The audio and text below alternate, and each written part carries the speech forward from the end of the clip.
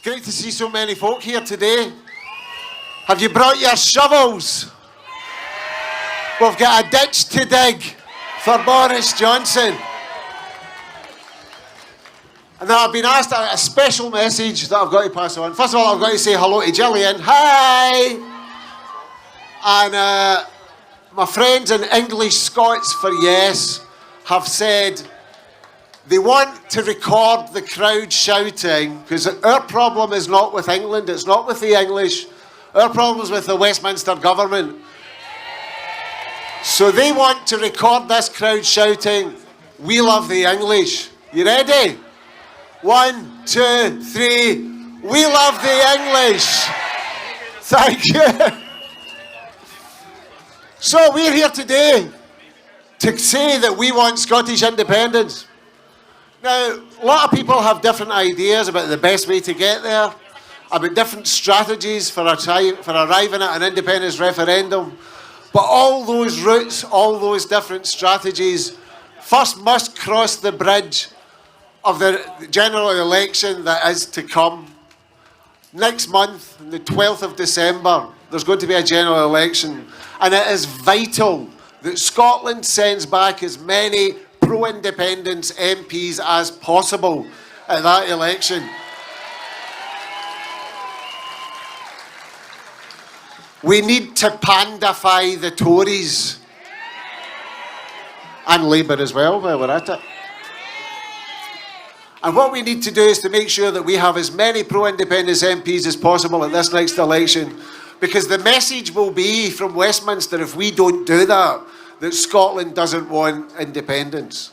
It won't be if we don't get out there and vote, if we don't put our differences behind us and make sure that we all campaign for the SNP to get as many MPs as possible. The message won't be that Scotland, we're disagreeing about Nicola's strategy for getting an independence referendum. It won't be about, Scotland wants to send a message on climate change. It will be Scotland doesn't want an independence referendum, because that's the way the media in this country works. We're here because we all believe in Scottish independence. And we didn't learn about Scottish independence through the traditional media in this country. We learned about Scottish independence because someone that we know and someone that we love told us about Scottish independence. And that's how we made this campaign for independence go from 28 or 29% as it was in 2012, and we achieved 45% in the referendum of 2014. And now the opinion polls are sitting on half and half, and we're there already almost. We don't have much further to go. And we've already proven that we can do it, that we can get that message out by talking to people, explaining the cause of independence, speaking one-to-one, and converting people to the cause of independence. Now, if we get the people that have already come over to our cause because of Brexit, and we can get back on board all those people that voted yes in 2014, and maybe some of them have slipped away, we've already got a nailed-on majority for Scottish independence. And that is why the anti-independence parties in this country and that wee gaggle of scared people up the back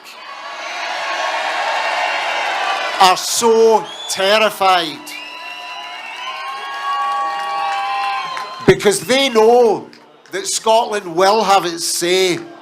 And when Scotland does have its say, it's going to say Scotland wants to rejoin the family of the international family of independent nations. That this beautiful, wet country of ours has decided that it's going to make its own way in the world, forming alliances and friendships with other countries from a position of equality. And that we refuse to get back into the shortbread tin that Westminster has put us in.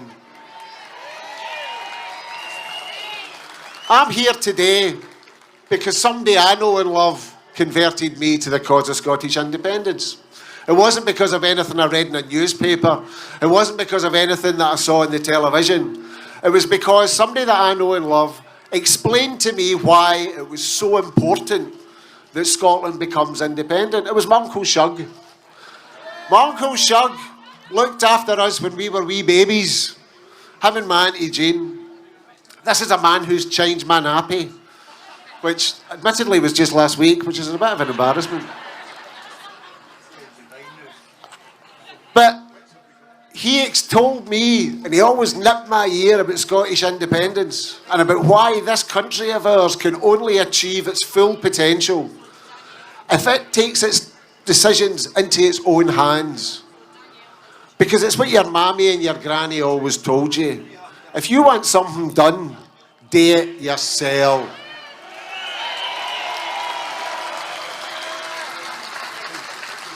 And I've spoken to thousands of people across this country that are involved in this independence movement. And not one of them wants independence because they hate the English or anyone else. Not one of them wants independence because they think Scotland is better than anywhere else, or Scottish people are better than anywhere else. Every single one of them wants Scottish independence because they know that there is so much that is wrong with this country and we need to fix it. And the only way that we're going to fix it is when we take those decisions back into our own hands. And we will do that. I am so confident that Scotland is going to vote yes to independence in the not too distant future.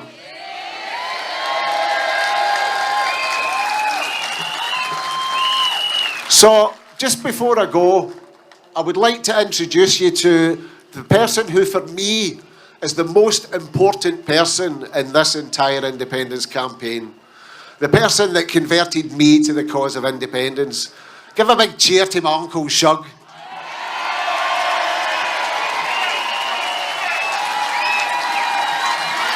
Thank you for listening.